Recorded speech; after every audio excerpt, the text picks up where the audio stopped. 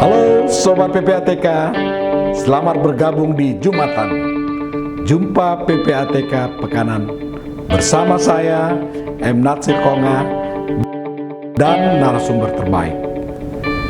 Kita dan kalian semua harus tahu agar terhindar dari tindak pidana pencucian uang dan pendanaan terorisme. Jumatan hanya di channel PPATK Indonesia. Halo Sobat PPATK, jumpa lagi kita di Jumatan, Jumpa PPATK Pekanan. Bersama saya sudah hadir Bapak Urip Budi Prasetyo. Beliau Direktur Utama dari PT Custodian Central Efek Indonesia. Waduh, udah sejak 2019 ya Pak Urip? Ya, sampai Pak. Sekarang. Dan banyak sekali pengalaman beliau, pernah juga menjadi dirut di PT Dana Reksa Kapital, Direktur Pengawasan Transaksi dan Kepatuhan Bursa Efek Indonesia. Kalau saya baca semua bisa setengah hari nih, Pak Urip banyak sekali pengalaman di pasar modal. Ini Pak Urip sekarang ini banyak sekali keinginan dari masyarakat khususnya anak-anak muda nih Pak Urip untuk melakukan investasi di pasar modal. Dan ini juga pemerintah saya lihat menggalang cukup kuat ya. Kemarin Pak Wimbo waktu acara raker di PPATK juga mengajak para masyarakat untuk ikut berinvestasi di pasar modal. Dan semangat dari masyarakat khususnya anak-anak milenial ini juga cukup tinggi, Pak. Jadi anak saya sekarang lagi sekolah misalnya di Australia itu dan sambil bekerja, dia punya uang, nanya terus tuh bagaimana investasi di pasar modal kan. Ini nanti saya tanya Pak Urip lah kalau gitu, biar supaya lebih jelas nanti saya pikirkan. Nah ini di awal mungkin Pak, kami ingin banyak tahu juga sebenarnya KESE ini, PT Custodian Central Efek Indonesia ini, perannya apa Pak di pasar modal? Silakan Baik. Pak Urip. Baik, terima kasih Pak Natsir, Bang Viu ya. Ini pertama-tama saya juga mengucapkan terima kasih sudah diberikan kesempatan untuk sharing ya, sharing mengenai peran KSEI dan fungsi KSEI di pasar modal dan hubungannya juga dengan PPATK seperti apa. Terima kasih sebelumnya Pak Natsir, Bang Viu. Tadi Bapak menyampaikan mengenai usia milenial, usia anaknya Bapak. Benar Pak? Sebagai informasi dulu Betul, Pak, sebelum bicara mengenai fungsi dan peran, jadi di capital market kita di Indonesia itu jumlah investor yang ada per data per Agustus ya Pak ya, itu sudah 6,1 juta Pak. Kalau di September ini angkanya sudah menaik ke angka 6,3 juta SID, single investor. Iya. Jadi kalau mau Bapak tanya ke saya, kalau 3 tahun yang lalu berapa? 2018. Angkanya masih 1,6 juta Pak. Jadi ini meningkat. 600% peningkatannya Pak. Meningkatnya ini sekarang dari tahun ke tahun itu hampir 60% terus Pak dari jumlahnya. Jadi sampai dengan Agustus sudah 6,1 juta. Angka di 2019 itu hampir 2,5 juta SID. Di tahun 2020 itu 3,8 juta. Gitu. Nah, jadi kalau mau dilihat sekarang ini per Agustus sudah 6,1 juta. Yang menarik kan tadi Bapak sebut usianya, ini mohon maaf usianya Bapak kali bukan saya Pak ya. Kalau saya kolonial Pak. Jadi yang menarik ini di usianya itu Pak, di bawah 30 tahun dari total tadi Pak, hampir 59% Pak. Hampir 59% itu usia di bawah 30 tahun. Z generation. Kalau di usia milenial antara 30 dan 40 itu 21%. Jadi kalau kita jumlah ini lebih dari 80% Pak. 80% ini memang di usia muda, dan ini memang merupakan keuntungan dari Indonesia yang memiliki bonus demografi. Sampai tahun 2035 itu kita punya bonus demografi, Pak. Usia masih produktif gitu. Jadi ini ke depan ini memang peran dari pasar modal itu terus meningkat dari jumlah investor. Tadi Bapak nanyakan mengenai peran dan fungsi dari KSEI. Saya ingin sharing, Pak. Ini ada struktur KSEI di pasar modal Indonesia. Secara singkat saja, bentar ya, saya minta tolong dari rekan saya, ini ada kepala divisinya. Nah, ini kalau kita lihat dalam gambar, fungsi KSEI itu dalam struktur tuh ada di bawah naungan Otoritas Jasa Keuangan, di mana ini masuk ke dalam Undang-Undang Pasar Modal Nomor 8 tahun 95. Jadi KSEI itu merupakan lembaga penyimpanan dan penyelesaian. Ibaratnya gini, bank sentral tempat uang di mana? Bank Indonesia. Nah, kalau sentralnya efek surat berharga itu di mana? Di KSEI. Surat berharga apa? Ada saham, ada obligasi, ada warrant, ada right, ada surat berharga negara. Gitu. Jadi yang termasuk definisi efek itu yang surat-surat berharga. Itu sentralnya ada di KSEI. Nah, kita mempunyai fungsinya itu untuk melakukan penyelesaian dan tempat penyimpanan. KSEI sering disebut juga sebagai SRO, Self Regulatory Organization. Itu bersama dengan PT Bursa Efek Indonesia dan PT Clearing Penjamin Efek Indonesia. Kenapa disebut SRO? Karena self regulatory. Kami bisa membuat aturan. Aturan apa? Aturan sendiri. Aturan sendiri, Pak. Aturan sendiri terhadap para partisipan kita. Partisipan kita ini di mana? Nah, nanti ini bisa dilihat di blok yang merah-merah ini, Pak. Bawahnya ada kuning. Itu seperti ada perusahaan efek, itu partisipan tempat kita. Perusahaan tercatat atau perusahaan publik. Ya. Terus kemudian ada perusahaan efek itu yang mempunyai izin juga manajer investasi atau lembaga penunjang bank custody, itu partisipan dari KSEI. Jadi kita mengatur, kita mempunyai aturan sendiri, di samping tentunya ada dari peraturan OJK sendiri, sama seperti bursa dan KPI juga sama, mempunyai aturan-aturan sendiri. Kenapa? Kita disebut sebagai SRO. Dan mereka, Pak, self regulatory organization. Dan kalau dilihat dari tipe-tipe dari perusahaan efek, perusahaan dan investor ini semuanya juga banyak diatur tadi oleh dari Undang-Undang Pasar Modal, peraturan OJK dan peraturan SRO. Jadi capital market itu heavily regulated industry. Industri yang sangat padat dengan peraturan. Peraturan apa salah satunya? Filosofinya untuk perlindungan investor, untuk pengembangan market, untuk sustainability dari perusahaan yang ingin membutuhkan pendanaan maupun investor punya alternatif untuk melakukan investasi. Kalau kita lihat ada slide satu lagi, Pak, mengenai fungsi ya, tadi sudah saya singgung. Nah ini Pak, fungsi-fungsinya apa, Bang Pio nih? Ya, tempat nyimpan. Iya, kalau nyimpan Pak dulu zamannya sebelum tahun 2002 itu nyimpannya di lemari besi, Pak. Lemari besi, lemari safety vault itu ya. Jadi dalamnya juga pakai kertas begini, Pak ya? Iya, pakai kertas, Pak.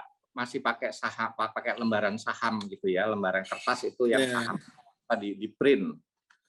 Sejak tahun itu kita sudah lakukan yang namanya scriptless.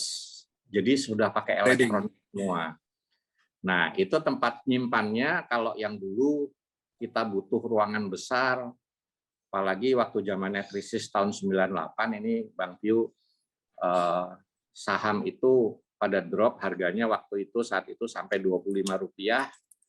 Kalau dimasukkan di tempat lemari besi itu mungkin yang diambil lemarinya bukan sahamnya, karena sahamnya kalau isi Rp25-an nilai lemarinya lebih mahal, Pak, gitu. Jadi in other words sebenarnya efisiensi.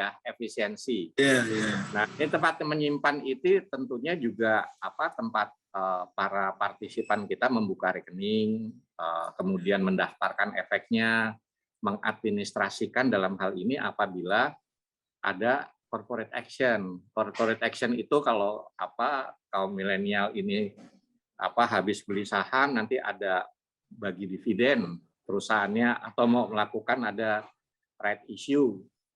Itu nanti kita yang melakukan perhitungannya dan manfaat-manfaatnya, mengadministrasikan itu. Kedua, menyelesaikan transaksi. Kalau bursa tuh ibaratnya pasar itu seperti pasar PD Pasar Jaya lah, Pak. Itu ya. Nah, dia itu tempat pengelolanya, saya mandor gudangnya, Pak. Sini tempat gudangnya, tempat ini menyelesaikannya. Nah, kalau perusahaan efek itu orang yang punya kiosnya. Nah, kalau tadi itu ada Buria yang belanjanya, investor-investornya. Jadi kayak pasar tradisional lah gitulah. Ya. Jadi tempat penyelesaian transaksi di bursa maupun transaksi di luar bursa. Termasuk juga tadi apabila ada corporate action, kita yang melakukan distribusinya terhadap ada hak memesan efek terlebih dahulu. Bahasa Jawanya tuh right issue, Pak. Javanese, Pak ya. Kalau ketiga itu penyedia infrastruktur investasi. Nah, ini sistemnya sudah beda, Pak. Yang tadi itu SIBES itu untuk transaksi saham, kalau S-Invest itu lebih untuk reksadana. Tadi Pak, investor reksadana itu sudah banyak sekali gitu Pak ya di Indonesia. Dari 6 jutaan tadi 3,5 sampai 4 juta tuh investor reksadana. Nah, reksadana atau bahasa asingnya mutual fund. Ini kita lakukan di sini Pak untuk tempat penyampaian transaksi, untuk post trade-nya, order routing, pelaporan sama data statik. Nah, data statik ini yang memang kita miliki, ini kita harus jaga integritas datanya, Pak. Ya. Sistemnya itu Pak S-Invest untuk reksadana. Yang menariknya ini kita termasuk negara yang pertama ini memakai di Asia Tenggara Pak ya, S-Invest ini Pak, sistem ini Pak. Jadi Indonesia sempat kedatangan negara-negara tetangga yang ingin belajar di capital market kita. Ini hal yang patut kita banggakan juga. Kita sudah mengenalkan sistem ini di 2016, launchingnya 2017, sudah berjalan sampai dengan saat ini. Jasa lainnya ini tadi Pak, single investor identification. Jadi kalau Pak Natsir punya KTP 4 itu kita tahu Pak yang mana yang aspal, yang mana yang benar Pak. Ini contoh aja ya Pak, saya tahu Bapak bagaimana Pak. Terus karena kita bekerja sama dengan Dukcapil untuk penerbitan SID ini. Ini nomor yang unik. Setiap investor hanya punya satu. Urip hanya punya satu Pak. Tidak bisa ada lain-lain. Saya keluarkan dari daerah lain gitu nggak bisa Pak. Itu tanam juga. Alhamdulillah juga karena Dukcapil itu sudah ada iKTP ya Pak ya. Jadi infrastrukturnya itu juga pas dengan teknologinya yang ada saat ini. Kita menerbitkan juga standar internasional ini Securities Identification Number atau ISIN. Fasilitas akses. Jadi buat para investor itu kalau mau lihat investasi portofolionya apa saja itu bisa pakai fasilitas akses. Itu hanya melakukan key in di komputer, kemudian diberikan ada passwordnya, nanti bisa lihat investasinya apa saja yang ada di portofolionya. Menariknya ini di saat pandemi bulan April tahun lalu dan bulan Juni tahun ini kita sudah launching sistem akses ini bisa dipakai juga untuk para investor itu ikut RUPS, Pak, Rapat Umum Pemegang Saham. Yang namanya punya satu lot juga bisa hadir, Pak. Jadi istilahnya, coba Bang Piu pikir tempat mana, Pak, kalau investor ada salah satu emiten, investornya itu sampai 300.000. Di gedung mana, Pak? Di gedung mana, Pak, yang ada di Indonesia? Kalau kita pakai GBK baru 100.000, Pak. Iya. Iya, nah ini investornya 300.000, padahal ini RUPS ini diwajibkan, Pak, buat para perusahaan publik atau emiten ini mengadakan hal tersebut. Dan mengundang semua investor. Ini ia bisa datang hadir secara elektronik, Pak, seperti kita meeting saat ini. Gitu. Ya, jadi bisa dilakukan secara daring. Gitu. Jadi untuk hadir, memberikan kuasa, memberikan vote-nya setuju atau tidak, itu regardless punya sahamnya berapa lembar, sepanjang dia tercatat sebagai pemegang saham, lokasinya mau ada di ujung timur, di Papua atau Maluku, atau ada di ujung barat, di Aceh, atau mau di atas, daerah Sulawesi sana, Pak, dimanapun. Atau bahkan di luar negeri, Pak. Iya, iya. Bisa ikut hadir tanpa keluar banyak biaya buat para pemegang saham dan buat emitennya juga terjadi efisiensi kan, Pak. Iya, benar. Kalau tadi Pak menyelenggarakan gitu mau habis berapa ratus juta, Pak. Iya, belum konsumsi. Dan kita Pak tadi penyediaan penyelenggaraan untuk elektronik e-RUPS tadi.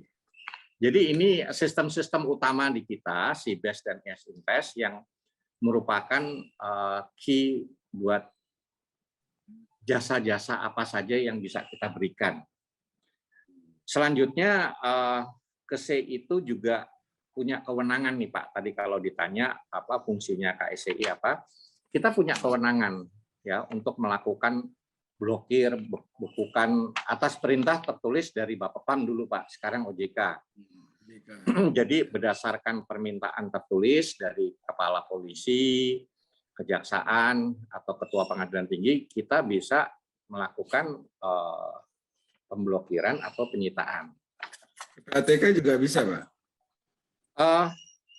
Sementara ini belum ada ya Pak ya perintah ya dari pengalaman saya.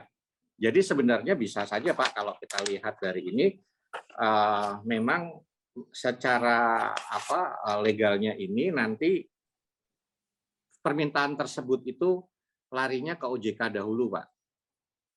Ke OJK dulu, nanti kemudian dari OJK nanti memberikan, jadi yang kemarin ada beberapa case itu, permintaan blokir itu datangnya dari Kejagung, itu ke OJK dulu, dari OJK baru ke kami. Nah, gitu, kalau Undang-Undang Nomor 8, Pak, tahun 2010 tentang pencegahan dan pemberantasan tindak pidana pencucian uang yang kemudian diturunkan dengan peraturan Kepala PPATK, PPATK itu dapat mengakses data yang dimiliki oleh badan publik ataupun swasta. Seperti itu kira-kira Pak sarannya. Betul. Jadi memang Undang-Undang Nomor 8 tahun 2010 itu kan Pak, tadi yang Bapak sampaikan, bahwa PPATK itu bisa meminta informasi ya Pak ya, kepada instansi atau pihak terkait manapun ya Pak ya. Nah, ada pasal 45 juga ya Pak ya, dalam melaksanakan kewenangannya, ini saya baca Pak ya, sebagaimana dimaksud dalam undang-undang, PPATK tidak berlaku ketentuan peraturan perundangan atau kode etik yang mengatur kerahasiaan. Benar Pak, pada saat yang bersamaan juga ada surat OJK Pak, ini alhamdulillah memang koordinasi yang terjalin antara PPATK dan KSEI ini sudah berlangsung dengan baik Pak ya. Kalau kita lihat dari peraturan perundang-undangan dengan dukungan dari OJK. Jadi di surat Bapak PAM Pak dulu tahun 2012 tanggal 19 April nomornya S4604 itu kurang lebih mengatur PPATK dapat memperoleh keterangan mengenai rekening efek nasabah di kustodian di KSEI Pak sepanjang permintaan keterangan mengenai rekening efek dilakukan dalam rangka pelaksanaan tugas dan fungsi dalam undang-undang PPT TPPU dengan menyebutkan secara spesifik nama, nomor pemegang rekening, sebab-sebab keterangan yang diperlukan dan alasan permintaan dimaksud. Ini alhamdulillah sudah berjalan kok Pak. Kita sudah ada beberapa kali pertemuan dengan ini. Terakhir itu kelihatannya sebelum pandemi Pak. Saya sempat sowan ketemu dengan Pak Ivan ya Pak ya. Dengan Pak Ivan saya sempat sowan. Saya lupa Pak ketemu sama Pak Nasir apa enggak saat itu. Kalau dari mukanya familiar karena Bapak ini awet muda Pak. Iya Pak. Jadi tadi Pak balik lagi kurang lebih saya tambahkan beberapa poin lagi. Kewenangan KSEI itu tadi yang saya sudah singgung untuk menerbitkan dan memelihara SID Pak. Karena inilah SID ini setiap investor kita punya data transaksinya, mutasinya, kepemilikannya, ya yang disimpan di KSEI Pak. Karena ada beberapa yang mungkin tidak disimpan di KSEI. Contohnya SBN Pak, surat berharga negara itu masih disimpan. Ada yang di Bank Indonesia juga Pak. Saya lupa Pak ya, secara persentasenya mungkin 25 sampai 30 atau 40% yang disimpan di KSEI baru sejumlah tersebut. Lainnya disimpan di sana. Kalau itu kita nggak punya datanya, Pak. Jadi tadi kita menerbitkan SID, kita memelihara data SID tersebut. Dan untuk ketahui, Pak, jadi setiap SID itu, setiap milik investor itu kita bisa tahu data transaksinya, mutasi dan kepemilikannya dari awal dia membuat sampai ini, Pak, ada di tempat kami. Kalau dalam penggunaan dana, jadi ada di kami itu dipisah Pak, ada yang efek, surat berharga, dan dana. Kalau dana itu kita pisahkan itu KSEI sudah mengajak kerjasama dengan bank administrator RDN, rekening dana nasabah. Jadi setiap investor itu untuk yang equity Pak, wajib untuk memiliki bank RDN. Nah, ada sudah ada 18 bank Pak yang bekerja sama dengan KSEI. Sehingga Pak di sini dana yang mengalir ke pasar modal itu dana yang berasal dari perbankan Pak. Ya, yang juga melakukan harusnya TPPU TPPT ya. Iya. Jadi KYC-nya juga memang ada di perbankan juga. KSEI lebih awal ya Pak ya. Betul. KSEI secara singkat tidak berhubungan langsung Pak dengan nasabah. Kami berhubungannya dengan perusahaan efek, bank custody, gitu. Jadi kami tidak punya kontak langsung dengan nasabah. Nah kalau lihat fungsi yang lainnya lagi, ini kita punya fungsi pengawasan Pak. Kita koordinasinya dengan SRO dan OJK Pak, dengan bursa untuk melakukan analisa pelaporan hal-hal yang menjadi fungsi dari pengawasan. Bahasanya saya ke Pak Ivan dulu gini Pak, kalau PPATK kan banyak melihat dana haram dicuci jadi dana yang halal Pak. Ya. Benar nggak Bang Pio? Ya, seperti itu kira-kira Pak. Betul. Nah, kalau itu di KSEI kita melihat ada satu step lagi Pak di SRO. Dananya bisa yang haram atau yang halal, dibuat goreng-goreng Pak, namanya goreng-goreng high kolesterol, akhirnya jadi haram Pak. Jadi itu yang kita cegah juga supaya jangan sampai tadi integritas dari market yang kita mempunyai amanah dalam undang-undang itu Pak, menjaga pasar modal yang teratur, wajar dan efisien, jangan sampai ternodai gitu. Kita harus turut menjaga itu. Kurang lebih gitu Bang View. Terima kasih, cukup jelas Pak Urip ya untuk kawan-kawan Sobat PPATK apa yang disampaikan. Saya ingin kembali ke pertanyaan awal tadi Pak Urip, bahwa Bapak sebutkan ada 56% itu investor kita antara usia 30 sampai 40. Kan seperti itu. Di bawah berapa 30, besar Pak? Di bawah 30 juga ya. Iya.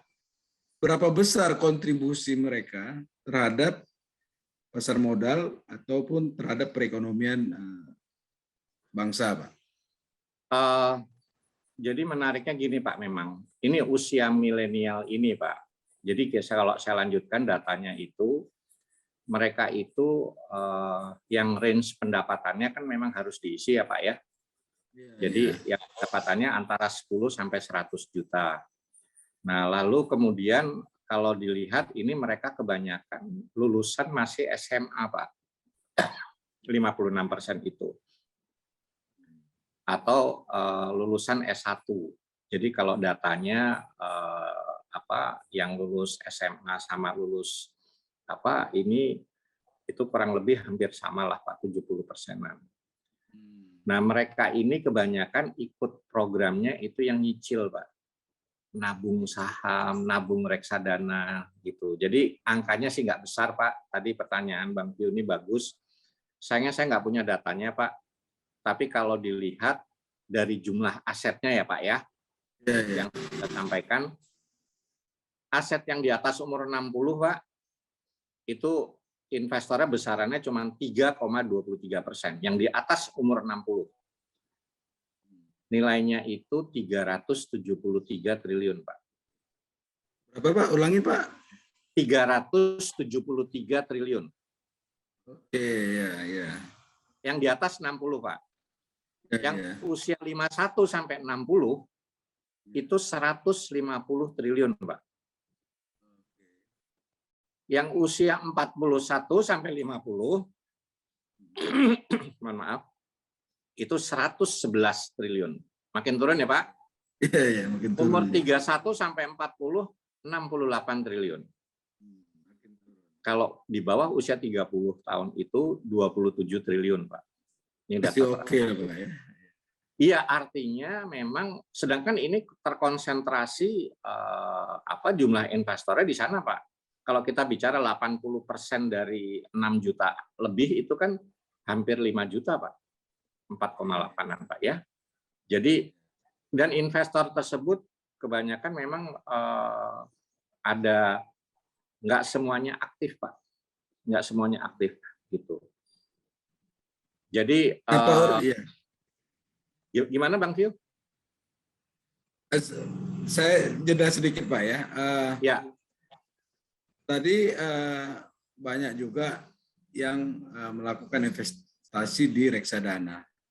Nah, apa perbedaan saham dengan reksadana atau mutual fund tadi Pak? Oke. Kalau saham, sekarang anggap saja saya investor ya Pak ya. Ya. Saya investor, saya mau beli saham, maka saya harus ke perusahaan efek, membuka rekening, saya harus ke bank, harus membuka bank tadi ke RDN. Setelah itu saya bertransaksi. Saya bertransaksi saham, itu saya tergantung dari perusahaannya Pak. Katakan perusahaan efeknya ini sudah mempunyai fasilitas online.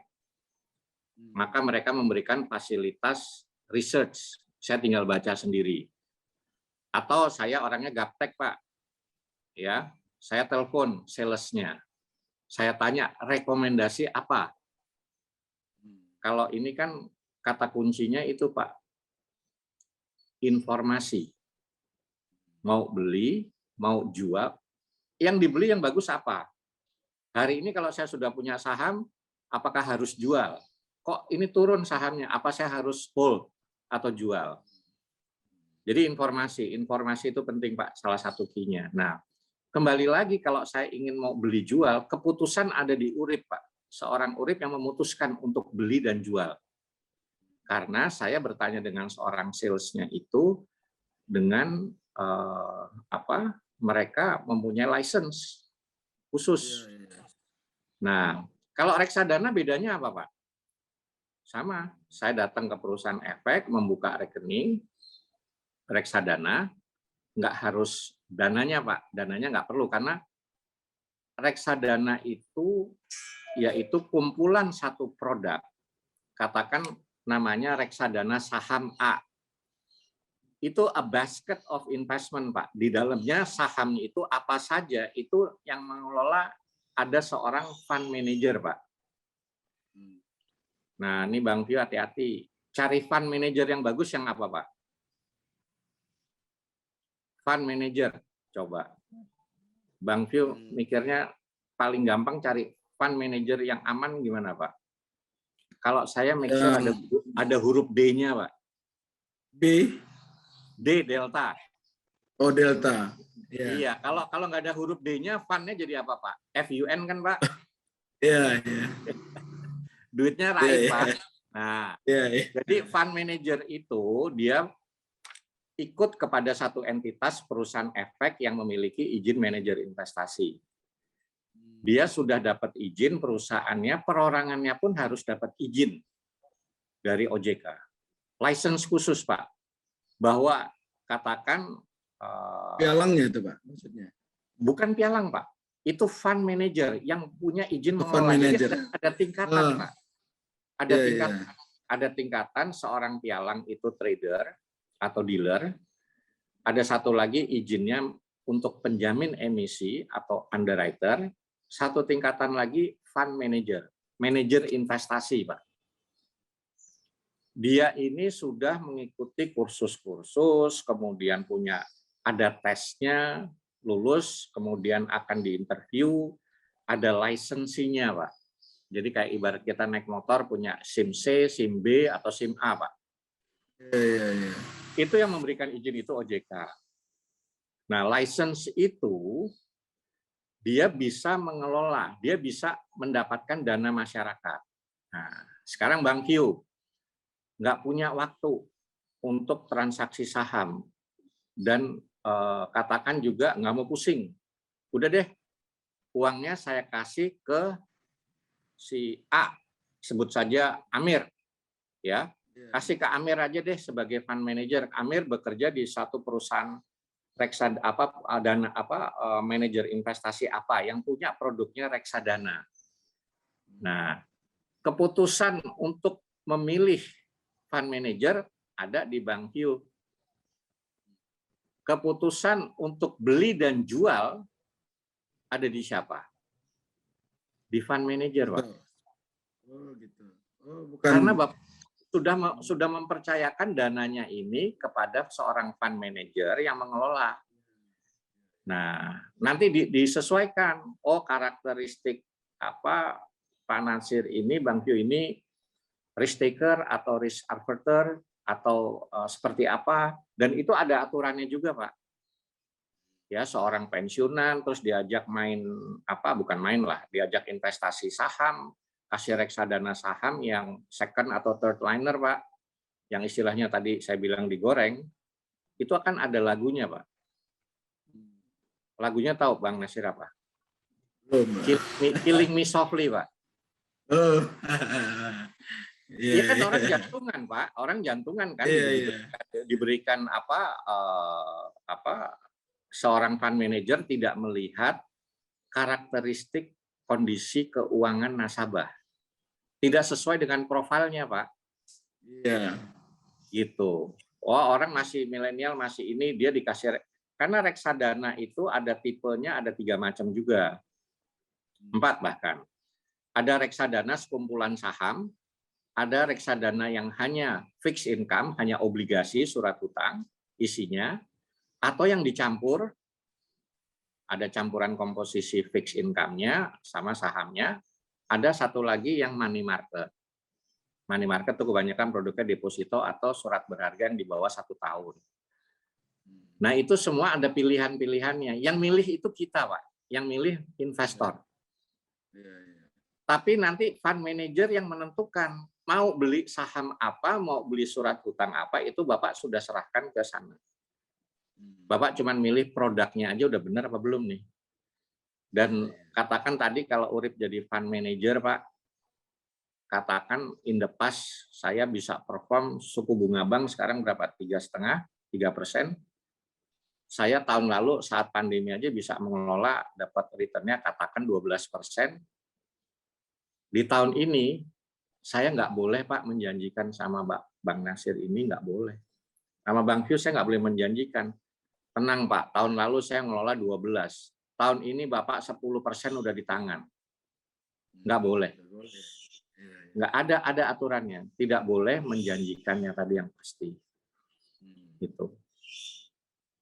Gitu kurang lebih Bang Fyu. Nah, ini yang juga menarik ini Pak Urip ya.